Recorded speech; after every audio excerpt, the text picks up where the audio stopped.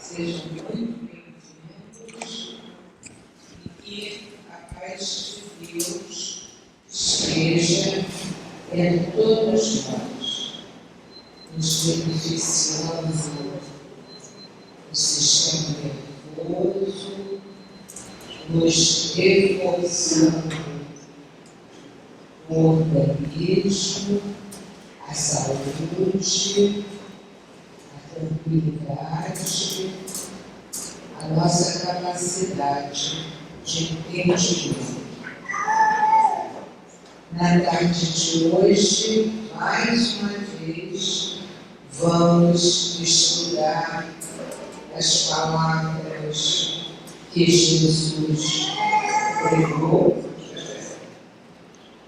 E, enquanto ouvimos os ensinamentos divinos, vamos nos entregando como pacientes que confiam nos seus médicos, que confiam nas terapias espirituais.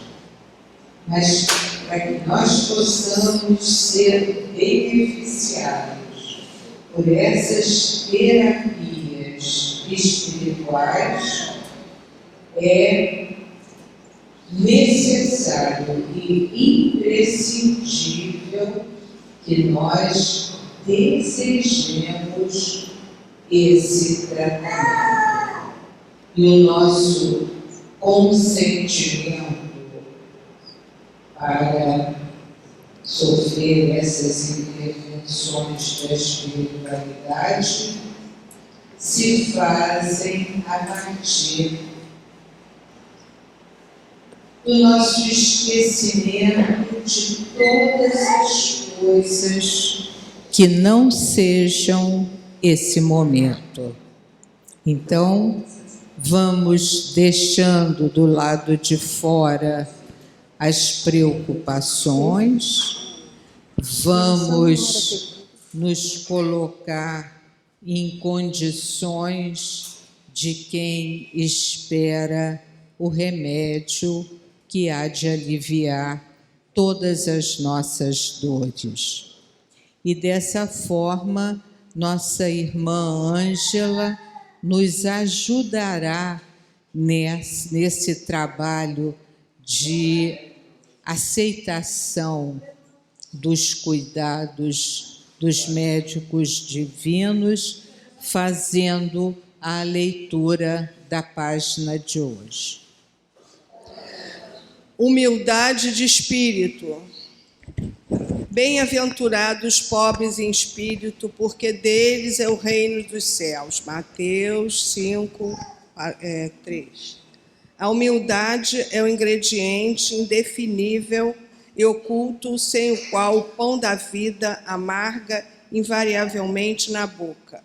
Amealhais recursos amoedados a mãos cheias, entretanto, se não te dispões a usá-los, edificando o conforto e a alegria dos outros, na convicção de que todos os bens pertencem a Deus, e em breve converterás em prisioneiro do ouro que amoedastes, erguido assim à afeição do teu próprio cárcere.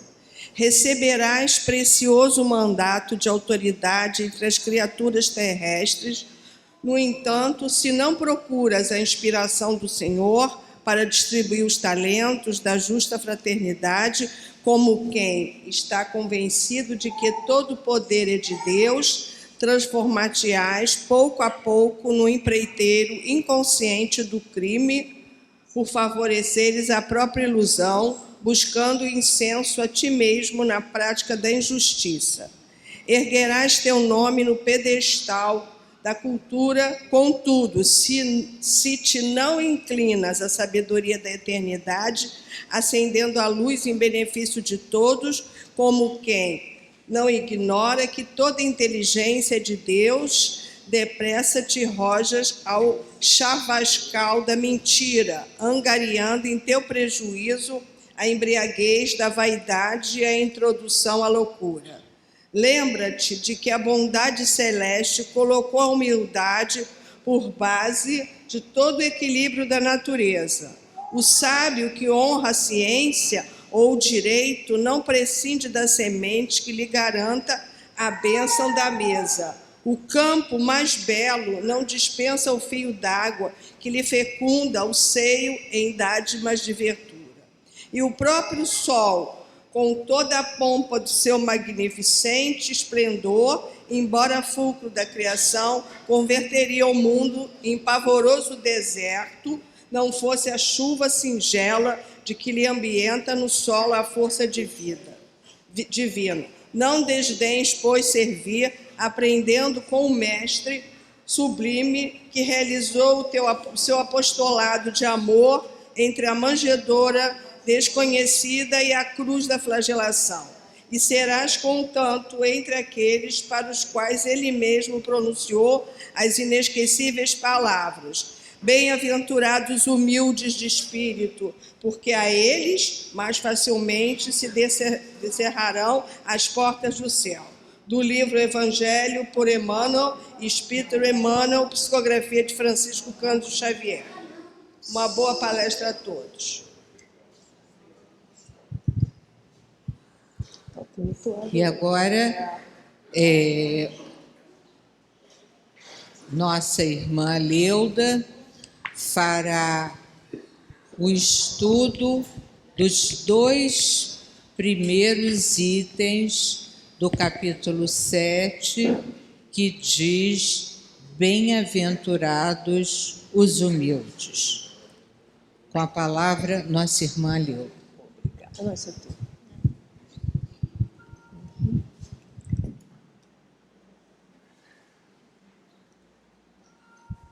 Boa tarde a todos. Sejam muito bem-vindos à casa de Abel Sebastião de Almeida. E vou lembrar que amanhã nós completaremos 80 anos de existência. Ontem fizemos um almoço fraterno, maravilhoso, né? Quem veio gostou muito. E eu faço o convite para que hoje à noite, às 8 horas, no estudo das 8 horas, vocês possam entrar online ou presencialmente para assistir à sessão, porque a irmã Gesilda Valente, filha do Dr. Cilo Gomes Valente, fundador da casa, vai fazer uma homenagem ao nosso aniversário de 80 anos. Seria interessante que todos nós participássemos. Bem, como nós fazemos todas as segundas-feiras, nós vamos estudar hoje o Evangelho segundo o Espiritismo. Hoje é o capítulo 7, bem-aventurados os pobres de espírito. E me coube os itens 1 e 2. O que se deve entender sobre pobre de espírito? É tanto óculos, tanta coisa, é controle. É perto, é longe, tudo bem. Assim, gente. Antes de nós começarmos o assunto propriamente dito, nós vamos entender a divisão que Kardec fez no Evangelho segundo o Espiritismo. Ele, com aquela didática maravilhosa, invejável, aquela organização, aquela sequência toda lógica, ele apresenta nos primeiros capítulos, do capítulo de 1 a 6, os princípios doutrinários, os princípios da nossa doutrina espírita. E, a partir do 7º, é que ele vai colocar realmente o código de condutas, quer dizer, os ensinamentos que Jesus nos trouxe, os ensinamentos propriamente ditos. Então, no primeiro capítulo do Evangelho segundo o Espiritismo, Kardec enfoca a evolução do pensamento, faltou ali a palavrinha religioso, a evolução do pensamento religioso. Ele fala de Moisés, de Cristo, depois do Espiritismo, que é o Consolador prometido. das 3 revelações. Ele comenta Platão e Sócrates, que são considerados os precursores da ideia espírita. No 2º capítulo, ele trabalha a imortalidade da alma, a vida futura. Ele nos apresenta, nos explica o que é a vida futura. No 3º capítulo, a evolução, que seriam os diferentes estados da alma e as diferentes categorias de mundos habitados. No 4º capítulo, a reencarnação. Ninguém poderá ver o reino de Deus se não nascer de novo. E no 5º, aquele capítulo enorme, a lei de causa e efeito. É enorme, como grande também é o número dos nossos sofrimentos, das nossas dores, das nossas aflições. E no 6º, vem a consolação. Depois de entendermos o porquê de tanta dor, tanto sofrimento, as causas, Kardec apresenta o Consolador.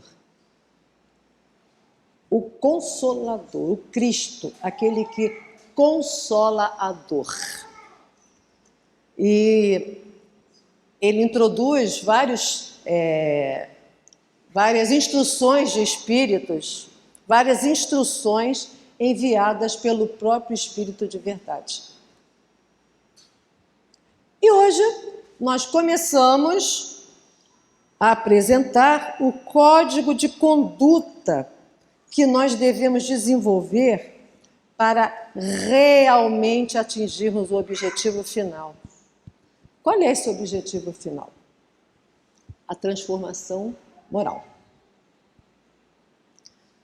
Tudo que vai nos levar à quase perfeição. Eu sempre digo quase perfeição, porque perfeito só Deus. Mas vai nos levar à felicidade plena, que é a meta que o Pai Criador traçou para todos nós alcançarmos. Então vamos recordar que logo no início da vida pública de Jesus, das suas pregações, até então ele não tinha dito nada, só feito a transformação da água em vinho nas bodas. E ele passa uma noite inteirinha no monte, orando, falando com Deus, uma noite inteira. No dia seguinte, vocês imaginam, o amanhecer, aquela coisa linda, maravilhosa. Jesus desce, senta-se numa colina. Aos seus pés, vários seguidores, seus discípulos. E ele, tremendamente inspirado. Vocês imaginam, uma noite inteira falando com Deus. Elevadíssimo. Ele começa a passar para nós o código de conduta, o que devemos desenvolver. E ele passa, não é só para aqueles que estavam lá naquele momento, ele passa para toda a humanidade, para todos nós, esse código de conduta. Ele começa dizendo: bem-aventurados os pobres de espírito, porque deles é o reino dos céus. Bem-aventurados os aflitos, porque serão consolados. Bem-aventurados os mansos, porque herdarão a terra. Bem-aventurados os que têm fome e sede de justiça, porque serão saciados. Bem-aventurados os misericordiosos, porque alcançarão misericórdia. Bem-aventurados os que têm puro coração, porque verão a Deus. Bem-aventurados os pacificadores, porque serão chamados filhos de Deus. Bem-aventurados que sofrem perseguição por amor à justiça, porque deles é o reino dos céus. nós conhecemos como o Sermão da Montanha ou o Sermão do Monte. São as bem-aventuranças que Jesus passa para nós. Bom, aqui nós podemos comentar o seguinte. Até a época de Jesus, o ponto central do judaísmo, naquele judaísmo antigo daquela época, era Deus. Mas um Deus bem distante do povo. Único, que era o povo que acreditava no Deus único. Mas implacável, temido, um Deus distante do povo.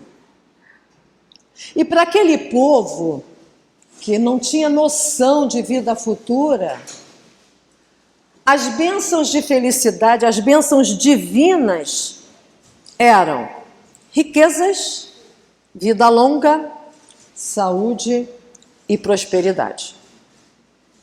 Tudo que diz respeito à matéria. Então, se estivessem bem com Deus, receberiam essas bênçãos. Chega Jesus, a partir de Jesus, ele nos apresenta um Deus Pai, um Deus mais próximo, um Deus bom, um Deus amigo, um Deus que chega junto com o homem, um Deus que quer o nosso bem. E as bênçãos de felicidade que Jesus nos apresenta são outras. São outros os bens, são as dádivas divinas que nós temos que desenvolver. A humildade, a resignação, a mansuetude, a justiça, a misericórdia, a pureza de coração, a caridade, a fé. Esses são os bens divinos que a partir de Jesus nós temos que desenvolver. E nos apresenta a vida futura, que até então os de cá não acreditavam, não sabiam. Que se você for humilde, você terá o reino do céu. A resignação, será consolado. Se você for manso, adquirirá mansuetude. Enfim, ele apresenta os bens que nós devemos desenvolver, as características, as qualidades, né? Para, na vida futura, colhermos essas dádivas. Bom, e hoje nos cabe conversar sobre bem-aventurados os pobres de espírito.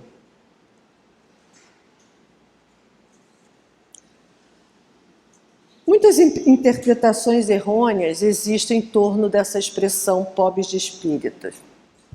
Pobre de espírito são os pobrezinhos, não tem nada materialmente. Os pobres de espírito são os incultos. Os pobres de espírito são os deficientes. Mas não é nada disso. Tem nada a ver uma coisa com a outra. Para Jesus, os pobres de espírito são os humildes. São aqueles que, mesmo possuindo todas as riquezas da terra, não dão mais valor a ela do que aos bens espirituais. Se nós pararmos para pensar, há muitas pessoas com títulos e cargos importantes e que trazem humildade no coração. Nós conhecemos alguns, nós vemos na mídia outros mais. Em contrapartida, mendigos orgulhosos. Eu já cruzei com alguns. Já cruzei com alguns desses tipos. Muitos trabalham a favor do próximo, fazendo-se humilde. Quantos que anonimamente visitam abrigos, orfanatos, participam de campanhas para ajudar alguma comunidade, enquanto que outros até talvez nem tenham tanto, envergam túnica de vaidade e de dominação. Eu mando, eu sou o chefe, às vezes nem é o chefão, é um diretorzinho, eu mando. Então, muitos ricos são pobres de avareza, distribuem o que têm. Colaboram na campanha do quilo, do agasalho, do enxoval. É o pobre que acolhe na rua, que dá o pão. Enquanto existem muitos pobres que são ricos de sovinice, pão duro. Às vezes brigam até pelo cobertor, pelo lugar na calçada. Em Boa Nova, é um livro que com certeza tem à venda na nossa livraria, é de Humberto de Campos. Há uma passagem muito interessante, pouco antes de acontecer o Sermão do Monte, 3 pessoas muito humildes, de rua, mendigos, aparecem na casa de Levi, que depois vem a ser Mateus, e que tinha uma boa condição socioeconômica. Ele era um publicano, um coletor de impostos. E Mateus, né, já conhecendo Jesus, mais ou menos afinado, eles se oferecem para fazer alguma coisa, para colaborar com alguma coisa. E Mateus diz: o que vocês têm para ajudar? Quem são vocês? Abandonados pela família, o outro vive na rua, não sei o quê, PPP. E ele, muito assim, sem jeito, comenta com Jesus o acontecimento. Inocentemente ele comenta. Aí Jesus vira-se para ele e diz: é imprescindível atentemos na alma branda e humilde dos vencidos. Para os seus corações, Deus carrega bênçãos de infinita bondade. Eles quebraram os elos mais fortes que os acarrentavam às ilusões e marcham para o infinito do amor e da sabedoria. Eu faço agora a seguinte pergunta: por que Jesus começaria a apresentar aquele código de comportamento pela humildade? Humildade, derivando de humus, do antigo grego, significa literalmente no chão, tudo que está no chão. Logo, está no chão, é a base. E geralmente a base é que faz a sustentação. Concorda? Então, para Jesus, a humildade é a sustentação de todas as outras virtudes. É a base de todas as outras virtudes. E se nós pararmos para pensar, ninguém consegue ser manso, nem resignado, nem justo, nem ter puro coração, nenhuma daquelas qualidades, se não tiver humildade. Não tem como sustentar. Então, para Jesus, a humildade, entre todas as virtudes, é aquela que nos aproxima de Deus, porque representa um ato de submissão a Ele. Os pobres de espírito, os humildes, eles reconhecem que ainda têm imperfeições que precisam ser trabalhadas. Ele sabe que alguma coisa ele ainda está errado, que alguma coisa ele ainda pratica de mal. É natural. Nós ainda não somos perfeitos. Não estamos ainda no mundo de perfeição. O humilde reconhece e faz um esforço para mudar. Já o orgulho, Jesus considera dentre todos os vícios o que mais nos afasta de Deus, porque representa a revolta contra Ele. Os orgulhosos, há exceções, é óbvio, não permitem, pelo menos não verbalmente, que exista algo superior a eles, acima deles. Mesmo porque terão que mudar. Eles debocham do que não pertence ao mundo visível e tangível. Esses que acreditam no mundo invisível e intangível é que eles consideram de pobres de espírito.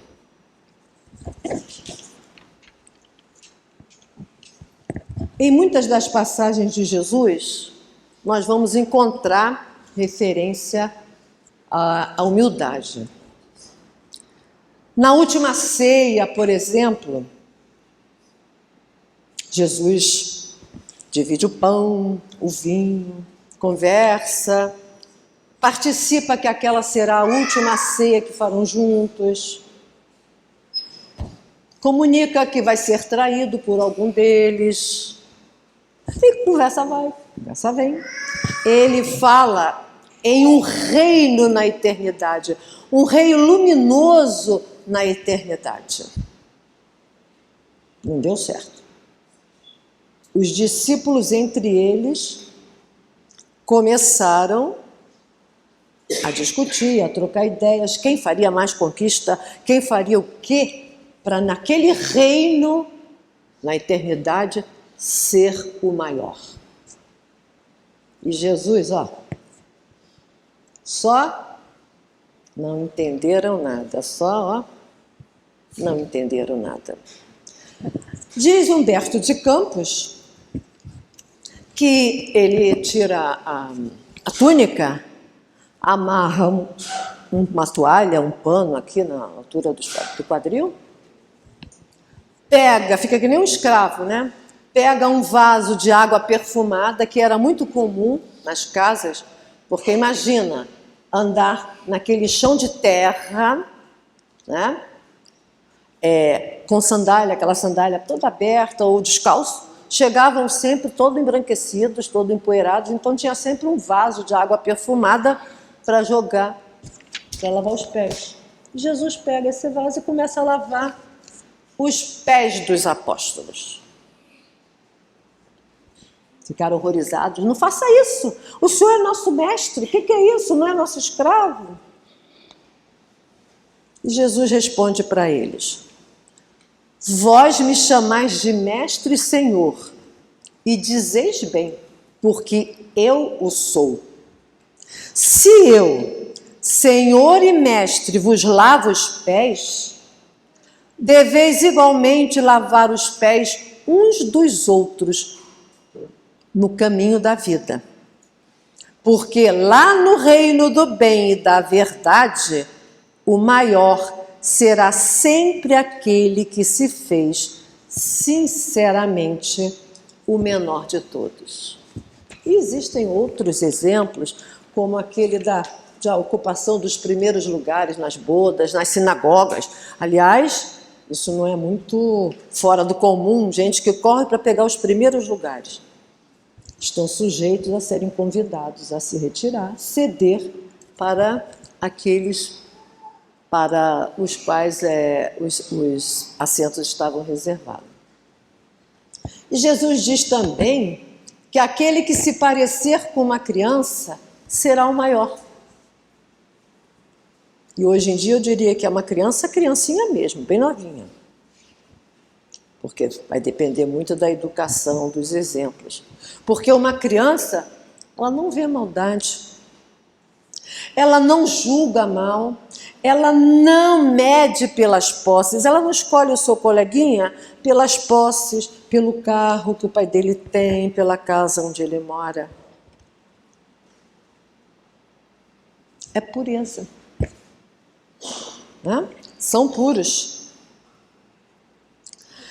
Bom, além de Jesus dizer que bem-vindos, bem felizes, bem-aventurados, serão felizes os pobres de espíritos, os humildes, ele ainda diz que deles será o reino de Deus, o reino dos céus.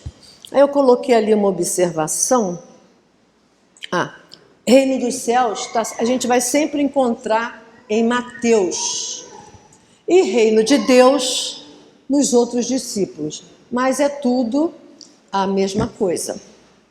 Esse reino de Deus deu muito pano para as mangas. Ele é o ponto central das pregações de Jesus.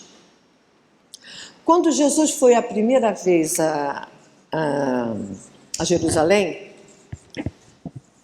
o sacerdote Hanã, que depois vem a ser um dos juízes no seu julgamento, chega-se para ele e diz assim: Galileu, que fazes na cidade? E Jesus respondeu: passo por aqui buscando implantar o reino de Deus. Reino de Deus? Que vem a ser isso?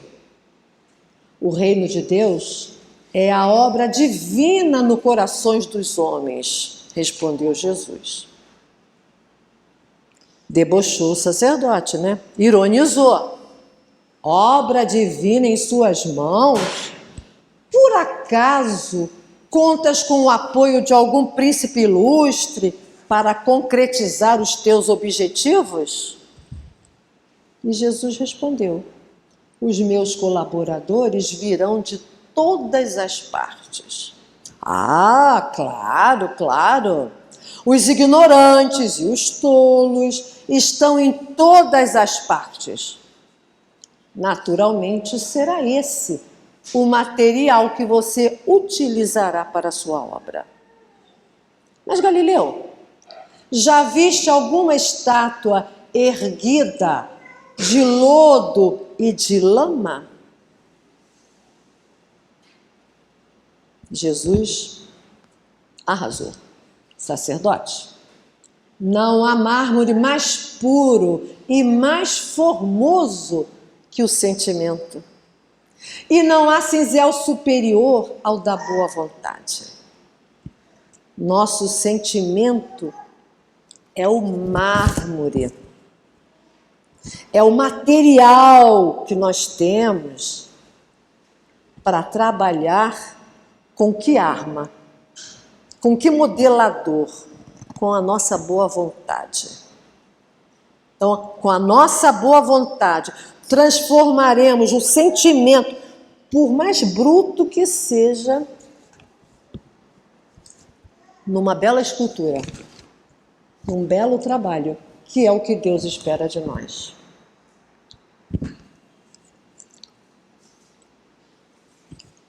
Mas o que vem a ser o reino de Deus, ou o reino dos céus? O que significa isso? Onde que ele está? E como se acessa? Qual é a senha para entrar nesse reino do céu? O próprio Jesus nos responde: quando o reino de Deus chegar, não será uma coisa que se possa ver. Ninguém vai dizer: vejam, está aqui ou está ali, porque o reino de Deus está dentro de vocês. O reino de Deus está dentro de nossos corações. O reino de Deus é o quê? É um estado de harmonia perfeita, de elevada tranquilidade, de sintonia com a divindade. É a paz de espírito, é estar bem com a nossa consciência. E o acesso? O acesso se dá com o cultivo das virtudes. Cada uma que a gente vai desenvolvendo é uma voltinha na chave. Ou uma letrinha da senha, se quiserem mais moderno. E a humildade é uma dessas virtudes. Ninguém entra no reino dos céus sem a simplicidade de coração e a humildade de espírito. Bom, eu tenho a impressão que depois de tudo isso que nós apresentamos aqui, a gente pode fazer um resumo do que realmente tem que ficar, do que realmente é mais importante. Primeiro, nós temos que reconhecer a nossa pequenez diante do universo. E eu já conversei aqui várias vezes, os companheiros de estudo também, sobre a nossa colocação no universo. Aconselho a leitura da Gênese, que eu já li, eu acho que 3 vezes, vou para a 4ª, porque além de ser difícil, tem muita informação, muita curiosidade, muita coisa importante. O universo, gente, é imensurável, é enorme. São milhões de galáxias e nós ocupamos uma. Estamos numa, na Via Láctea. Na Via Láctea, milhões, muitos planetas, muitos sóis, e nós somos um planeta em torno de um Sol, em uma galáxia. Eu não concordo que nós não somos nada, não. Nós somos muito, nós somos criação de Deus. Estamos em crescimento. Agora, não somos a cereja do bolo.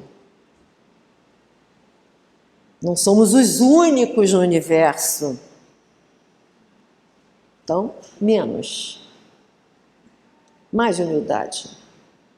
Segundo, nós temos que aceitar que não somos donos de nada. O texto de abertura até falou sobre isso hoje, né? Que tudo pertence a Deus. Tudo que nós temos aqui pertence a Deus. Nós somos apenas usufrutuários do que Ele nos colocou nas mãos para administrarmos. Agora, podemos escolher ser um bom administrador ou um mau administrador. Terceiro, temos que entender que humildade não é sinônimo de subserviência. Sim, senhor. Não, senhor. Sim, senhor. Nada a ver. Não tem nada a ver com isso. E quarto, nós temos que entender que humildade não pode ser avaliada sob o ponto de vista econômico.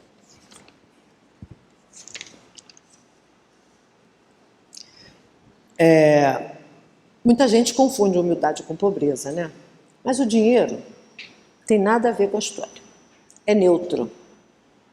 Dizem que na antiguidade muita gente se desfazia dos bens materiais, dava tudo, porque achava que quanto menos tivesse aqui, mais rico seria no além. Mas não tem nada a ver. O dinheiro é importantíssimo. Sem dinheiro não há progresso, não há emprego, não há nada. O que é importante é como adquirir o dinheiro. Uma herança legal, trabalho honesto, deve continuar. E outro ponto importante é o que fazer com dinheiro. O que eu faço com dinheiro? Sou um tio Patinhas? Mais para mim, mais para mim, mais para mim, mais para mim, mais para mim. Né? O dinheiro tem que circular.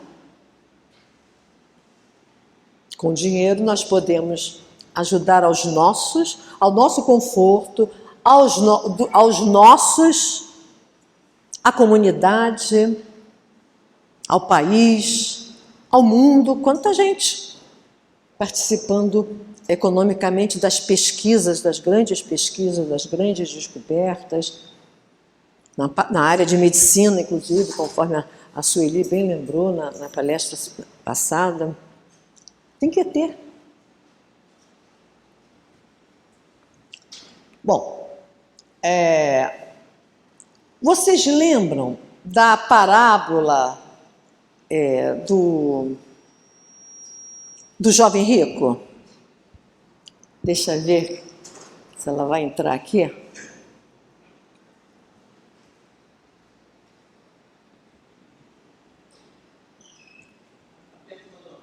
Apertei.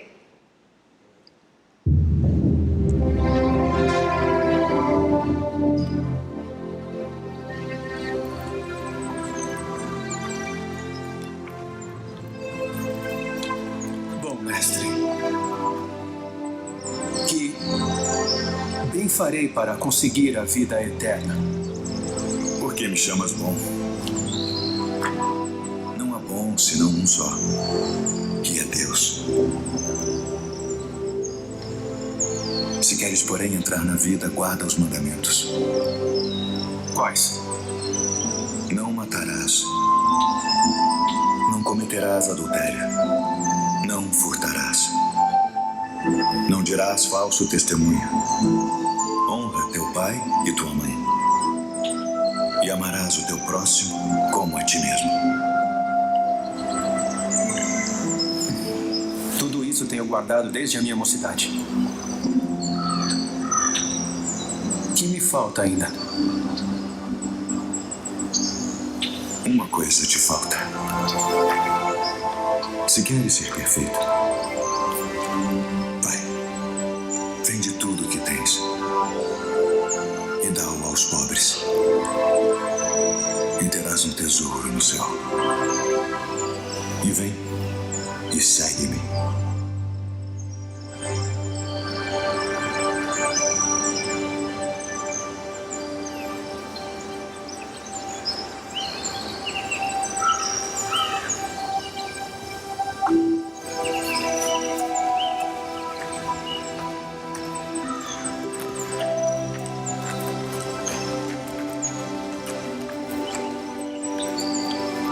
Em verdade vos digo que é mais fácil passar um camelo pelo fundo de uma agulha do que entrar um rico no reino de Deus. Quem poderá, pois, salvar-se? Aos homens é isso impossível. Mas a Deus tudo é possível.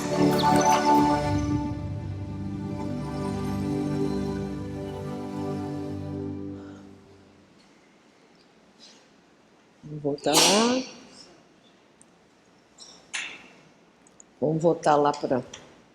esse jovem, ele era rico, tinha muitos bens, ele era socioeconomicamente bem posicionado na sua sociedade.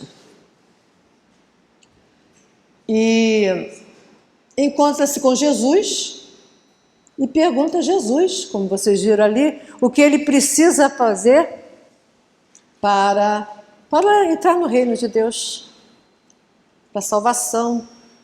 E Jesus, como vocês viram, diz todos aqueles 10 mandamentos.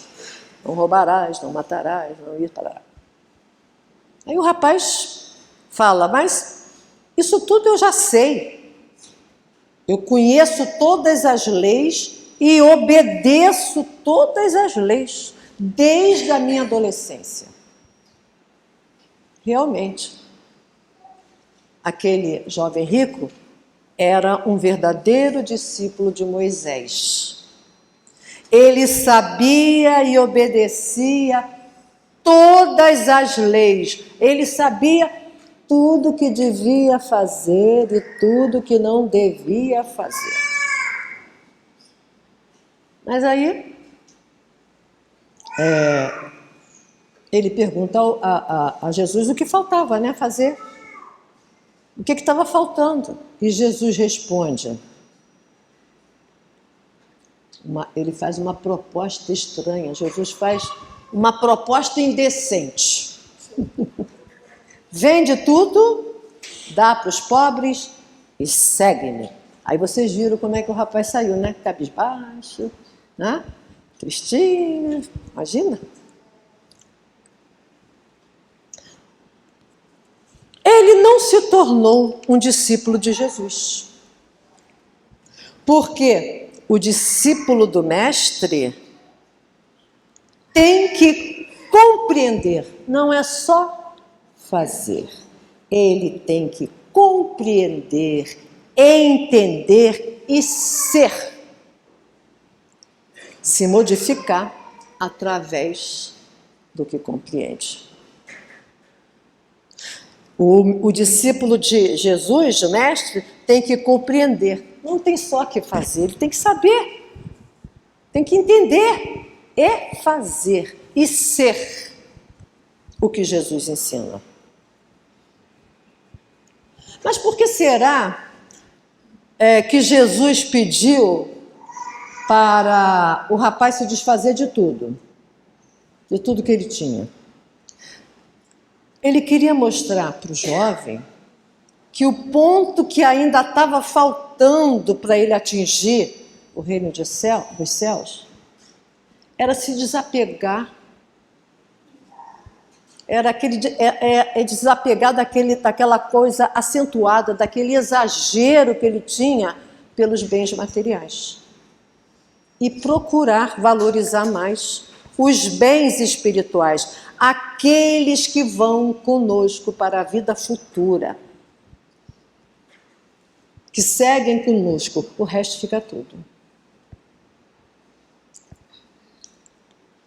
O discípulo do mestre, para alcançarmos o reino dos céus, devemos ser alguém que compreende as verdades libertadoras.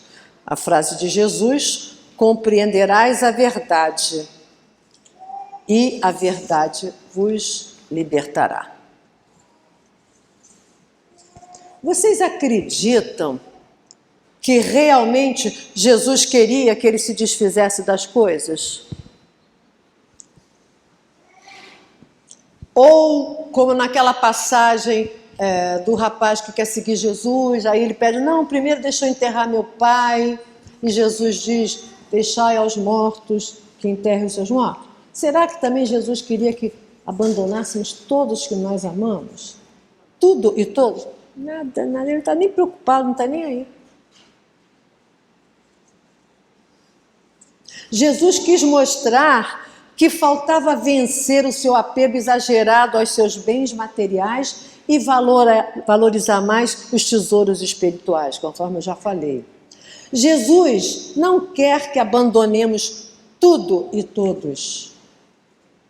Você pode possuir todos os bens da terra, desde que não seja possuído por eles. Você pode ser o mais poderoso do mundo, desde que não perca a humildade. Você pode ser o mais do mais do mais em muitos aspectos, desde que o amor, por ele pregado, por ele exemplificado, seja presente em sua vida. Ele quer que sejamos ricos investidores na bolsa da fraternidade. Vamos comprar as ações. Depois Jesus convida o rapaz a segui-lo, como ele fez com todos os discípulos. Segue-me. E seguir Jesus, o que é? É seguir o amor, que é o maior mandamento de Jesus. Amar a Deus sobre todas as coisas e ao próximo como a si mesmo. Seguir Jesus é renunciar ao nosso ego, é renunciar ao nosso orgulho, é ser humilde. Seguir Jesus é sermos humildes, é sermos pobres de espírito. E para nós encerrarmos o nosso estudo de hoje, eu trouxe um texto de Batuíra, do Espírito, enviado pelo Espírito Batuíra. Amor sempre. Amigos que se fazem diferentes, amor para eles. Adversários que se revelam mais duros e intransigentes, amor para eles. Espíritos infelizes, cuja presença nos comprometa a segurança? Amor para eles. Criaturas de nível diverso do nosso, que se convertam em portadoras de discórdia e incompreensão? Amor para eles. Mensageiros das trevas que nos testam a capacidade de elevação para a luz? Amor para eles. O amor, meus filhos, é o dissolvente de todo o mal.